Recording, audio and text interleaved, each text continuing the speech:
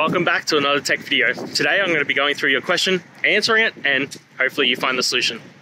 Now, don't forget to stay just a little bit crazy like me, and you'll hopefully get to the resolution. Now, let's continue on to the video.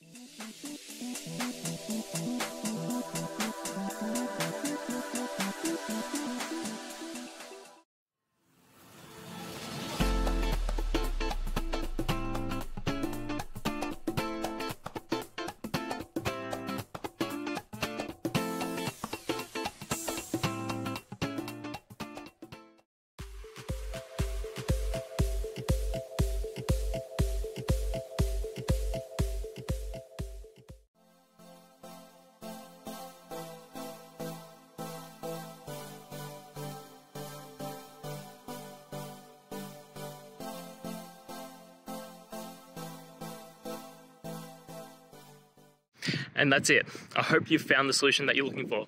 If you did, please hit subscribe. I'd really appreciate it. And until the next time that you need technical help, I hope you have a good one. Cheers.